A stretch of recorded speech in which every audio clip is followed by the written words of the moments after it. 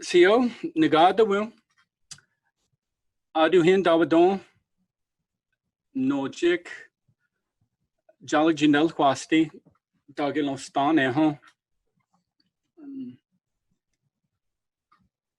digada yos gaduha nidigwa nagid kohig role of form-focused instruction, communicative language teaching, daji wonis. So my name is Wyman Kirk. My Cherokee name is Aduhin, and I'm from a community to the south of here called Marble City. You know where it's at? And I work for Cherokee Nation in the Cherokee Immersion School. Before that, I worked at Northeastern State University for a number of years.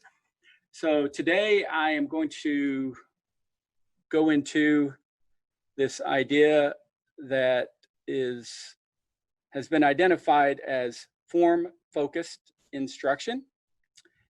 And so let me share my screen.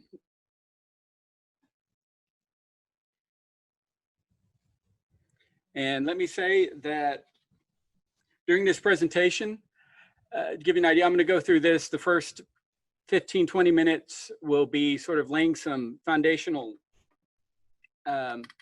groundwork, information-wise, about these ideas, because when I talk about form-focused instruction, communicative language teaching, it fits into these other ideas that I feel like I have to address and get into. But I definitely want to have time after that part for some questions, or during the presentation, if there's something that doesn't make sense, someone has a comment, please feel free to join in. There is a Q&A button for questions and a chat that is used to provide information to the group that we can provide or that others might. And so feel free to utilize those throughout the presentation. At the end, I want to give roughly 15 minutes to do full question and answer on any of this. So that said, Idalena. So click it again. There we go. All right. So when I talk about form-focused instruction, really dealing with an idea that covers the teaching in some way of grammar in language. Now, in the past and up to today, this has taken different forms. So just to give you an idea of sort of three of the models or ideas that has covered, the ones on the side on your screen, focus on forms, focus on form, deal with how to do grammar. The one in the middle, focus on meaning, is not a form-focused instructive method at all. It's on the other end. Focus on forms, this is the way that language teaching was done before. You learn a grammar, and the idea was that that would help you in acquiring the language. We know this is not true. It does not work like that. Language does not work like that in terms of acquisition. We had a really significant movement that occurred with this focus on meaning. And so immersion systems, communicative language teaching, task-based teaching, content-based teaching, which immersion is one of the ways to do content-based teaching. Focus on meaning really is the way to learn a language. So I am a grammar geek. I'm an avowed grammar geek, and I believe really that grammar has a role to play in a lot of language learning. But that role needs to be very, if not scripted, judiciously applied, because the bulk of language learning is just being in either immersive or communicative context to pick up the language. And so focus on meaning really does that kind of thing. Now, obviously, depending on how much time you have to engage in the language will also affect what works and what's effective. If you don't have, say, 4 hours a week to engage in immersive language, then actually doing focus on forms or maybe some grammar-based study can be more effective given the time. The particular method within form-focused instruction, however, that I want to spend the bulk of time on today in talking to you all about is this notion of focus on form. Now, focus on form has really taken off in the last, 15, 20 years in terms of immersion studies and in content-based instruction. So it's based on this notion that learners need some sense of form. And when they use the term form, I would use the term grammar. Now, I think grammar has become a dirty word. People don't want to use grammar, so they use other terms. But we're really talking, whichever term you use, form or grammar, we're talking about how the language works in a systematic way.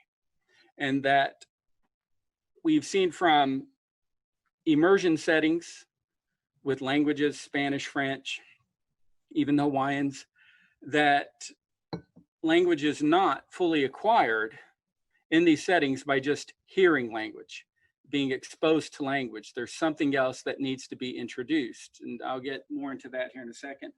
So there's an emphasis on providing forms, but not forms or grammar as direct grammatical exposition telling you, well, you put this prefix on this word and this does that. We're talking about the teaching of grammar while still retaining the communicative context in which you're operating. So it is not an explicit grammatical approach, it's an implicit one. So focus on form. So this is what I think is one of the best definitions. This is Nina Spada, 1997. Again, a lot of these ideas have been around for a while, but they're now just really taking hold, and there's been time to study and understand them. So focus on form is any effort to draw the learner's attention to form. And again, what we're talking about, I could say is you could replace form with grammar. Any effort to draw the learner's attention to form within communicative and meaning-based instruction. Another person put it this way: the treatment of linguistic form in the context of performing a communicative task. So you might ask the question, well, why do we need this idea at all? Why do we need focus on form? Is it even useful? And to answer that question, we need to just spend a minute on ideas surrounding second language acquisition, because what we're talking about in this context is really the acquisition of an L2, a second language. So we're not dealing with what we see in first language acquisition that people have, even in immersion school settings with children coming into a school system, like with the Cherokee Immersion School. Now, one thing I should tell you is that, and one thing you should know in all of this is I'll be talking about these ideas, and I'll be talking about focus on form in what are kind of definitive ways. I'm saying, well, this is why we do it this way, and this is the information, but there's some debate on it. And so I don't want to make it sound like I'm the end all be all. So there's some discussion about whether or not these ideas are even needed or warranted. I'll get into my short take about why they are. But fundamentally, the argument or the issue boils down to whether or not one sees that the acquisition of a second language, and we can debate whether or not this relates to children, like in an immersion school setting, or adults in an adult setting, whether or not the second language is acquired exactly the same or very similar to one's first language, or whether or not the second language is learned really in a fundamentally different way and thus requires different avenues or approaches that are necessary to fully acquire, as opposed to the first language. And so on this, I'm clearly on the side that L2 is really learned differently than L1. Now, let me say that if you had an immersive context where you could be in, say, Cherokee 24 hours a day as a second language learner, you heard it in public, you heard it at home, you heard it, at school, you could go anywhere and everywhere and get Cherokee, then you may not need it. But we don't really have those spaces. So even in the immersion school, the kids at best, we're talking about a 40-hour week, but there's time they're doing other stuff. So in terms of, say, language content that's coming towards them, maybe 20 hours. And in those situations and contexts, I would argue that L2 is learned fundamentally different than L1, because we all learned our first languages not at school, but at home and interacting with others, interacting with our friends. Now, a couple of things that will be important in this, though, is that we do know that there are some similarities between how second languages and first languages are acquired. Second languages, so real quick, L2 is second language, L1 is first language. L2s do follow an order of acquisition. I have more to say on that shortly. For many languages, the issue is we just don't know what that acquisition sequence is, and Cherokee's one of those languages. In English, they've mapped out pretty well, and in Spanish, these more common languages that have been studied, they have a really good idea of what this acquisition sequence looks like. Now, for many learners, we also see that they reach a certain point of proficiency and then they stop progressing. And so this idea, what we would call language fossilization, occurs. And so they're communicative, you can understand them, but their gap between how they speak and how a first language person speaks, or a person who's at an advanced or higher level of language proficiency, is very notable, because those individuals will typically show very sort of frozen ways of saying things that never get fixed. So in this, I see that we have a need for these ideas of type of form-focused instruction. And again, the particular type I'm going to get into is focused on form.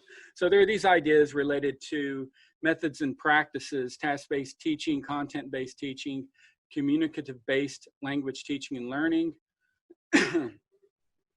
And fundamentally, what I'm getting at is that there's enough research that shows that in these settings, in these places, again, unless you have 24-hour access to the language, and even those contexts, we've seen that focus on form, a way to attend to form, is usually necessary to really acquire the language. And when I say acquire the language, that means to reach a higher level of proficiency. Now, there are a couple of other ideas that I want to get into in addressing about focus on form. Near the end of the presentation, I want to show you some examples of this method in practice, and I'd like to spend time addressing that as much as possible, but I feel like we need to address this as fast as I can. I'll go as fast as I possibly can. So focus on form, I'm not going to read all this, but I'll make this available if people are interested. Get with whoever and make it available for anybody who's interested. Not that anybody is, but just in case. So forms are determined from these communicative acts that occur in the classroom. So focus on form, one of the things about it, not only is it really intended to be a way to teach, learn grammar in these classroom settings, or even any type of setting, it is intended, designed really around doing so while still being meaning-based. There are some things that you have to know addressing this, but whatever those things are, again, you should always retain a focus on the communication. You're not trying to directly point out these grammar processes to the students. What you're doing is you're trying to get them to notice them and how they're operating, and then really acquire them in terms of what I would say are mapping in this implicit process onto their minds.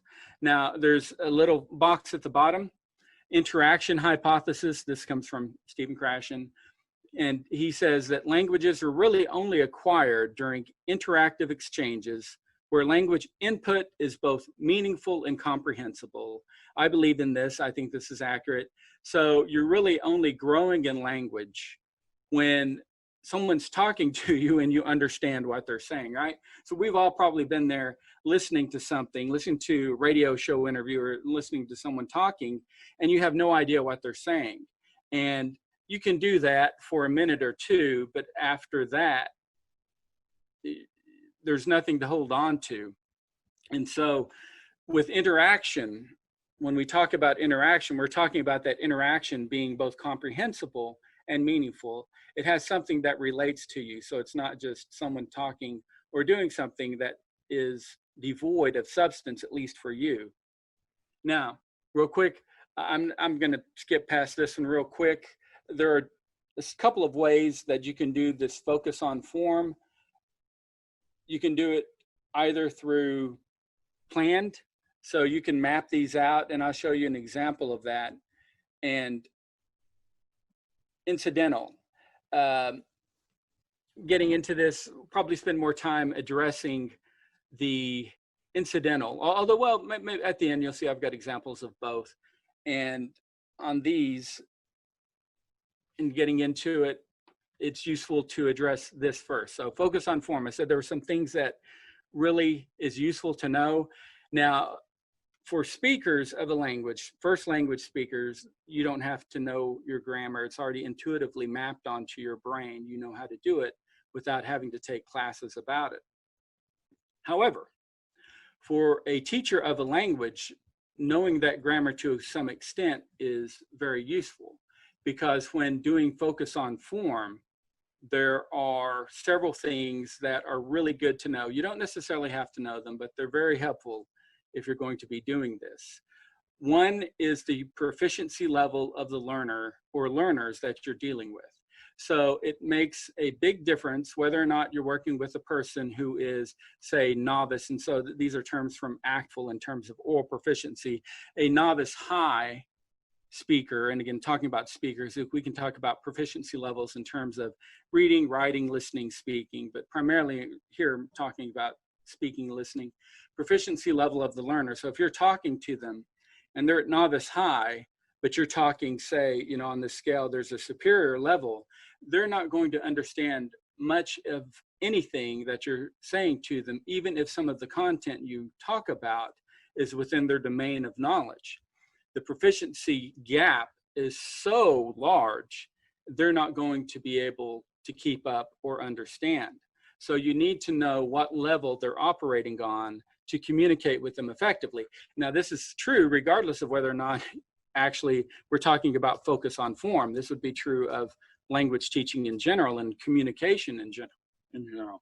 So the other thing is identification of types of errors. So we can group errors in different types. Going to go into that in a second, so I'll go to the next one. General idea of grammar. So again, you don't have to be a linguist. You don't have to be a grammar expert in your language, but I do think you need to have some sense of how the language operates and how to provide the language in a full and more robust way so that learners can expand what they're getting. So as a simple example of this, if you're talking to someone and it's communicative, but you only ask them questions like, oh, so what are you doing? Well, where are you going? Even if you get into other tenses and other frames, you know, where do you work? Where'd you go to school and all this other stuff? Now, that works for lower proficiencies, but as they progress, that needs to be expanded, because then if you say, if they're with somebody else, you say, well, wait, where are you two going? If they've never heard or been engaged with, you know, hodlesteg, they're not going to know how to say, you know, diga or steg, we're going to town. She and I, or he and I, are going to town. So this idea is that understanding this fuller range and providing it in these contexts, it also helps to have an awareness of a language's order of acquisition. Now, again, we don't really know a lot of this in Cherokee. Probably Wade Ryan Mackey has the greatest sense of awareness of what pieces are acquired in the language acquisition process. And if you know those, it's useful. And the reason it's useful is that you could be teaching a student, for example, one of the pronominal prefixes dealing, well, this is an example of au stegan. And if you're teaching it to them, but they haven't learned these other items, they're actually not going to learn how to say au stegan until they learn these other things, because that's just how languages work. And we've seen it in a lot of other languages. They suspect it's true in Cherokee. I would think it's true as well. So you need to have some kind of idea of when these pieces are picked up during this process. And if you're teaching and if you're working with students, you're going to hear it, right? You'll know when they're saying, oh, he said "gegan," and so he's learning how to say, or she is learning how to say, I am going. Oh, let me go real quick. Finally, it really helps more so, maybe not more so. I think the proficiency level idea is one that's really fundamentally important. And then this last one I think is really important. And it's having a knowledge of what the hard parts of the language are going to be, where the road bumps will be for learners as they progress in learning the language. That goes hand in hand with an awareness of a language's order of acquisition, because there will be some parts that will be more difficult to pick up than others. Along with this is the idea of being able to predict the types of errors that learners will make. So here in a second, getting into errors, I want to say that not all errors are created equally. So some errors don't need to be corrected. So when someone says something wrong, in some cases, maybe even a lot of cases, you really can ignore them because they'll self-correct. But there are those errors that do not correct. And those are the ones that we'll be getting into, that ideas like form-focused instruction, focus on form, excuse me, are designed to address. So as you expect, you can have comprehension errors, you misunderstand something, or you can have a production error, you say something wrong. There's a deeper level to this. I'm not going to go into as much detail. Again, I want to try to get to the other parts. Errors can be spoken or heard. These errors can also be partial or complete. So you might hear something, someone says several things to you, and you understand, 4 of the words, but the 5th one you don't understand or you misunderstand. That's a partial error. Or it can be complete. Someone says something, you have no idea whatsoever what they said. These partial and complete errors can occur also in production errors. I'm going to shoot through these. Just again, if you're interested, there's a lot of information on these. This is how I break them down. Other people break them down differently. But in Cherokee, I do want to highlight the first one. One of the issues that we face, obviously, because Cherokee has a tonal component to it, are phonological errors. And these are those errors of pronunciation. You say something wrong. And trust me, as a relearner, I can tell you this happens all the time. And so being able to attend to how you say something is very important. And you can have just one sound on a word, a couple of the sounds, or you can say the whole thing wrong. Morphological, these are grammatical errors. Semantic, lexical errors. Error in meaning. In a lot of cases with semantic or lexical errors, especially for learners, the issue is that there's another word, the right word to say, but the learner doesn't know that word. It's not part of their knowledge base. Those are easier to fix. All you have to do is get them to know what that word they don't have within their language inventory is. And then syntactic errors. These are structural errors, saying sentences wrong. There's a form statement, word order. Just give you a quick idea of some of these. I won't go a lot of to them. I do want to note that when talking about these errors, a lot of statements can have several of the errors within it. So on these examples, on the first one, which I've identified primarily as a phonological error, Jujels Abadul, there's actually more than there's several errors there, not just phonological. There's morphological as well as, on some level, maybe not a semantic or lexical error, but certainly morphological. So you have both the phonological and morphological error going on there. So you can have statements that have different errors to them.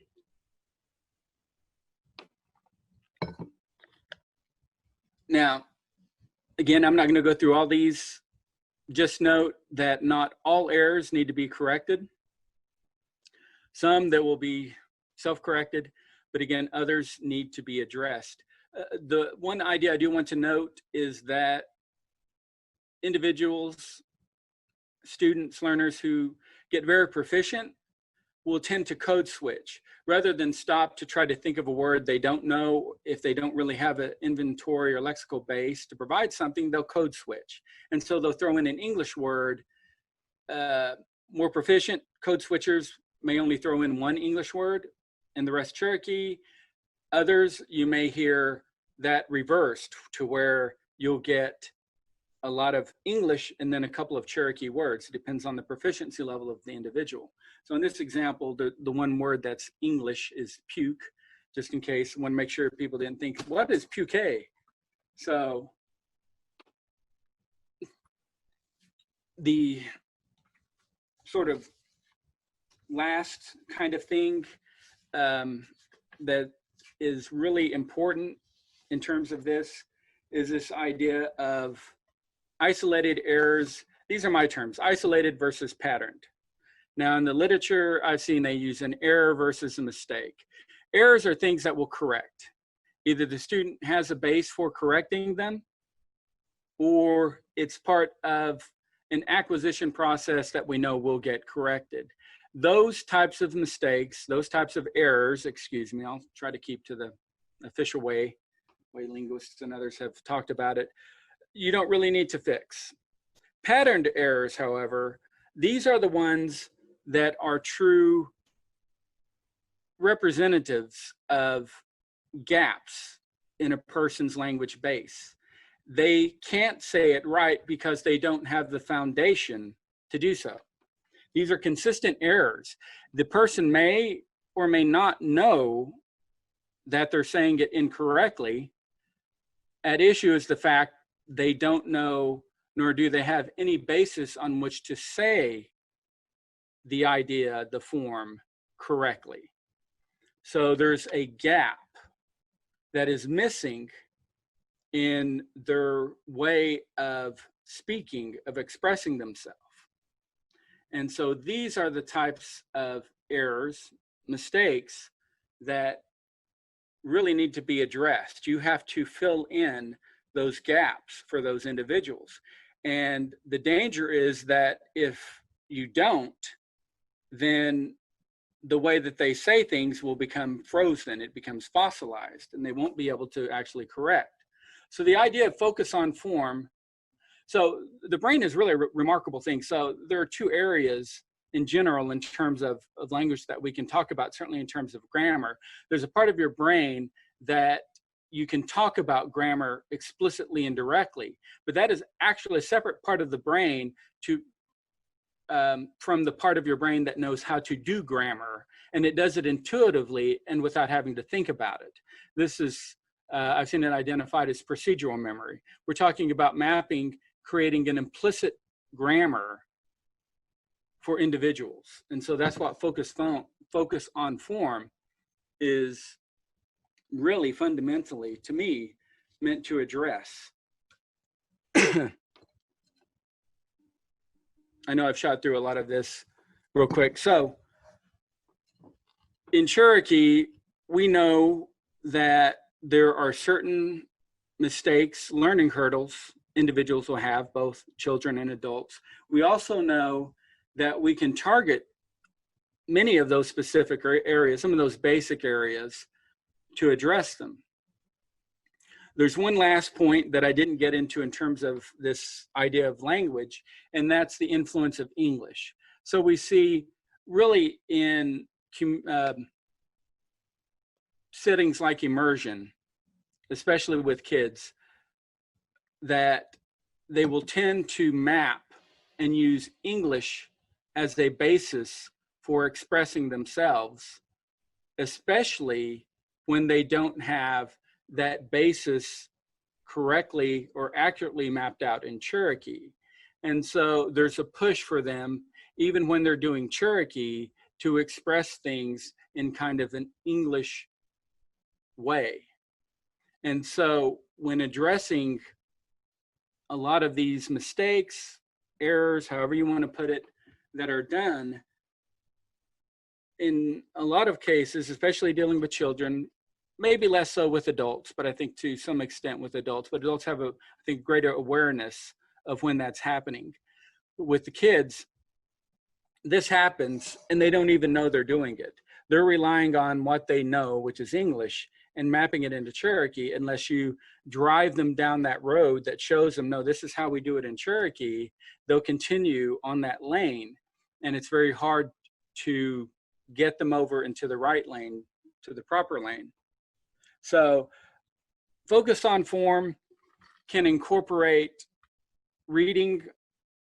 You can do writing with it, listening, speaking.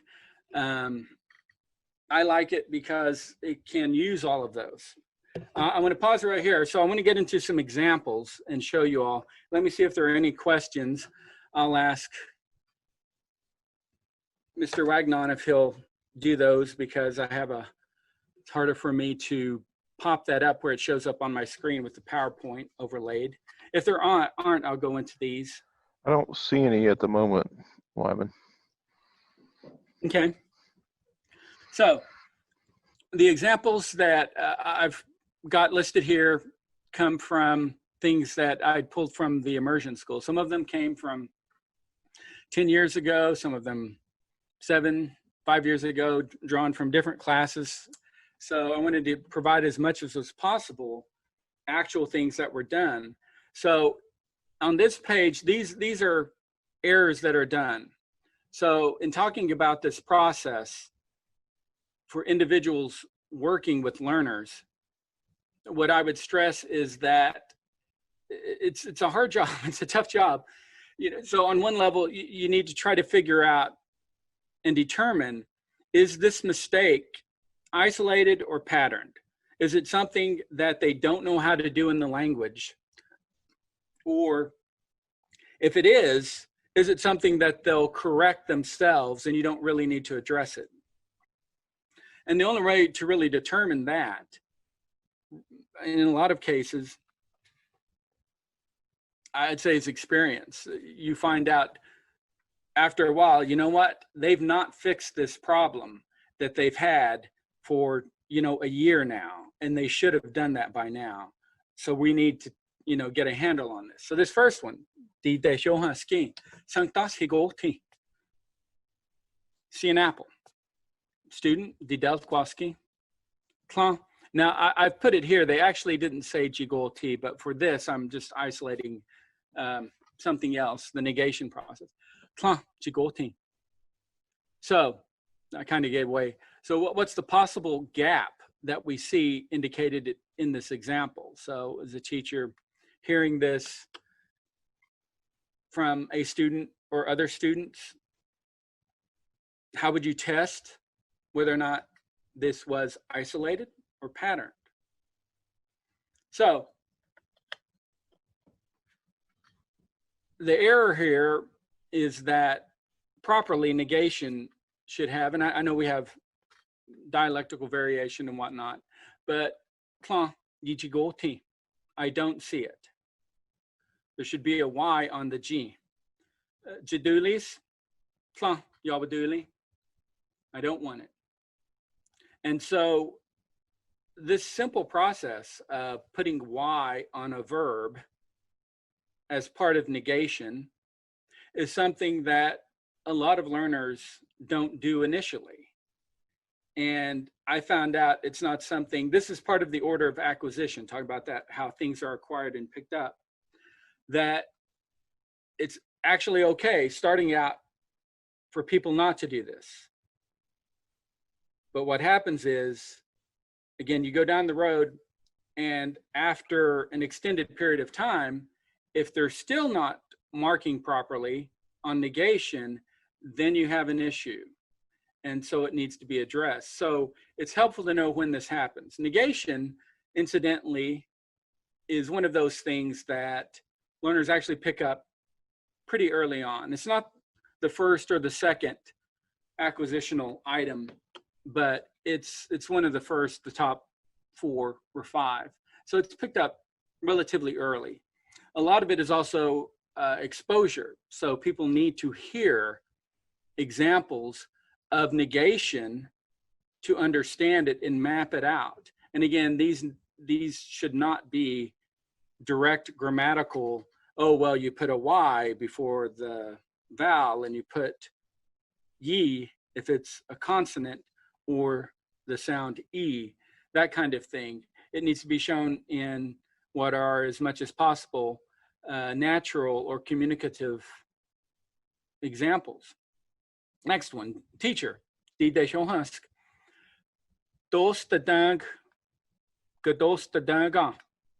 What did you two do? This was the answer the student gave. I nihi tuya al staiti. Now, in this, we see that there are several things going on. And the question would be, so how do we tackle this? What will we do first? And again, this is partly where experience comes in, but I think this is also where we would say, you know, you might pick one that you know should be at the level of the students. Again, there's a lot of, I don't know, thinking that needs to go into this equation to figure out what to do. Clearly, something would need to be done. Now, the most common way that people correct is just to say it right and have the person repeat. That really doesn't work.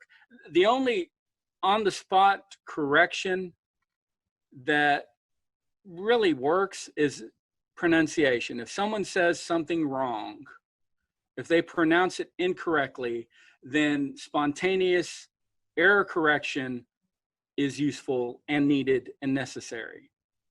Aside from that, my experience and what I know from the literature says it's not very effective. Now, there are ways you can do spontaneous corrections. There are ways you can find out if they know how to say it correctly and they're just not, because what we saw with the immersion kids was that they developed their language with each other, and then they had the language that they could use with the teachers and their elders that was more accurate, although there were still gaps. In this example, the question was, what did you two do? In this case, they were coming back from lunch, and the teacher greeted them as they were coming in. So it's noted that the teacher was not over at the cafeteria and did not eat with the kids. So their answer shows, I think, also a comprehension error. So if we read it literally, I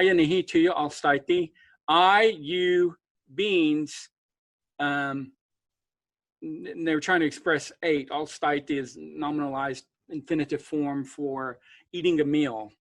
So they're trying to say we ate beans. And looking at it deeper, again, the question is, what did you two do? Because in this case, the student was walking back with another student. And so she asked, so what did you two do? And so we have a sense for what the answer could have been or should have been. The question becomes, how do we address it? And I'll get to that in a second. So these are examples of errors, not so much doing form focused, but identifying what the mistakes were and really figuring out how do we address those. So on one level, on the second one, at least from what was provided, the student didn't understand who was being asked. She assumed she was one of them, but she misidentified the second person, identified that as the teacher instead of her friend who she went with. So the way we could find out would be to go through other ways, other information, you two, to see if she understood. Because at times we all misunderstand, and we may understand most of the time what we just misheard this one time. So it's an issue that can be addressed, but it requires a little more digging to find out why that error was made and if the error was patterned. The way we find out it's patterned is if you ask them all these different questions about where'd you two go, what'd you two do, all these things, and they can't give you an answer that's accurate on any of them, then you have a really good indication this is a patterned error. All right, so here's another example. So this is an example checking for whether or not they were marking things plurally. Hele ig sankt higoti. How many apples do you see? Student, sawi sankt higoti. Teacher, hele ig sankt higoti. There's 2 apples. So student says, tatli sankt higoti.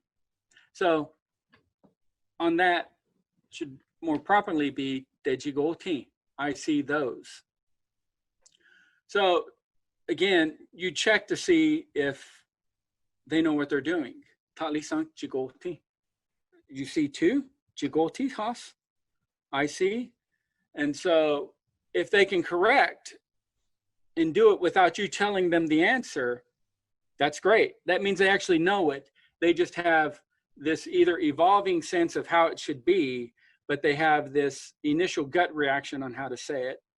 Or if you can ask them a dozen questions to see, and not just on this verb, but on other ideas, are they marking it? And if they don't, it's patterned.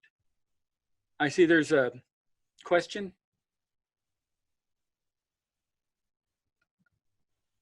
So, Yeah, Ellie is asking for someone who has never been exposed to L2 Cherokee. How do they start? Where do they begin? We'll hold that one for the end. Okay, yeah, and I've only got a couple of minutes more. So this one is just more on negation, and I talked about that. I did want to show real quick these examples of focus on form using reading. So again, we can kind of predict, have an idea of what things will be difficult for learners, not just kids in the immersion. One of those ideas is acquiring those ideas of pronominals, who is doing the action, and specifically getting into those I and someone else, olsti or ogini, depending on the idea, forms, or those oji or ogi forms. So on this, you see that there are highlighted elements of within words, not the whole word, but a part of the word. And on all these, the consistent part that is marked is on these forms, ideas that indicate I and someone else. So oginali, he and I, or she and I, friends, are friends. Ogini lonkti, he and I, or she and I, like it. Ogindelquasti, she and I, or he and I, for us to learn. Ogini goliyed di, to read. She and I, or he and I. So all of these shows examples of those, and the last 2 are I and they. So you can highlight particular ideas that you want them to focus on. So marking this, it's clear what I'm trying to get who's ever going to read this to pay attention to. Here we have another example, focus text. So so we see the butterfly, these statements. Eliwu kamam yago wat meli. Meli can see the butterfly. Eliwu kamam yago wat Sami. Sami can see the butterfly. Nihina. Eliwus kamam higo wat. What about you? Can you see the butterfly? So the next one. we see the butterflies there. Oh, allô? No jik. Tla, kamama. Ya go. Oh, I've got that wrong. That should be ye gun go what. So I didn't copy and paste. There should be a gun here. These two should be the same. Typo, sorry. Melly cannot see the butterfly. Tla, kamama. Ye gun go what. Sami. Sami can't see the butterfly. Nihina. Eliwus kamama. She go what? What about you? Can you see the butterfly? And so depending on the answer, so the first one should elicit a response, I can see it. Eliwu kamam. Yiji go what? I can see the butterfly. The next one, kla, kamama. Yigaji go what? Would be the grammatically correct form, the form that you were trying to elicit. And so you can do this. Obviously, this is more of a focused text as opposed to the previous example, which is selected text. You don't have to know the terms. Now, this idea only works if students are at a level to be able to work with this. If they don't know the verb see, for example, in this context, or don't know how to manipulate it, or know it in terms of I, you, she, or he, and other forms, then this is probably too advanced. They might get the general idea, but you'll also need to address those pronominal sequences as well. But if they are there, this is a way you could address going in before they start having trouble on these, what we call permissive forms. Now, this isn't permissive, but it deals with that.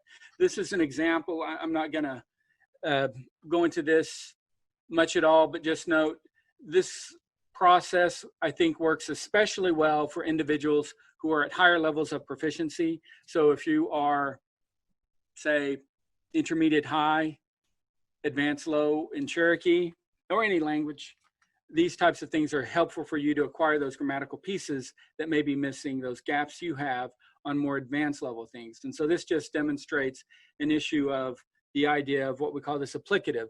So you can change a verb to indicate there's a person involved. I gaskilon, wichilonhi. I went by the chair. Sanoyi, wichilosel. I went by Sonoy. They're the same idea, the same verb, but one of them deals with a person and one of them deals with an object. And the verb changes based upon that idea. So, questions and comments, and now we can get to. So what was Emily's question again? That was from Ellie, and she says, for someone who has never been exposed to Cherokee, how do they start? What's the best place to begin? Boy, there may be other people online who have better ideas. It depends on what access I would say you have to the language. Ideally, you want to be in an immersive setting. I think nothing beats that. And again, I'm a grammar geek. I am all about grammar. I love grammar. But to learn Cherokee, you've got to be engaged with people who speak it in some way. Now, if you don't live here and don't have access to people who speak, obviously right now it's also problematic because of COVID. I would say try to find ways like to Zoom, find someone who speaks to engage in. You have to hear Cherokee. So all of the successful language learners I know, every single one. So this is to me one of those things I can say, I feel comfortable saying this applies to everyone. You have to be able to listen. And so all the learners I know who have been successful listen to a lot of Cherokee. They listened to things they didn't understand. So I talked about comprehensible input. And while I believe in that, these people would just listen to stuff over and over. Now, what you have to find is material eventually that's at a level you can start processing it. And so you do have to do some active learning. But one of the key things these learners did is they would listen and listen and listen. the probably ratio of listening to active type of learning was probably 4 or 5 to 1. So they would spend, if it was 10 hours, they would spend, 8 hours listening and 2 hours trying to produce. If you contact me or if you have a chance, my email is listed here. I don't have a phone number yet. I can try to connect you with resources. Absent people to interact with, there are other tools out there. There's some decent materials. Beginning Cherokee book by Ruth Holmes and Smith is really good. You need the audio that goes with it, because you can hear the Cherokee, a lot of the lessons and whatnot, and that's not actually, it's a pretty good book. There are other learning materials. I know Rogers State Cherokee Nation did a cooperative thing, Wade Blevins covered, and it is now Cherokee Nation owns it, is on YouTube.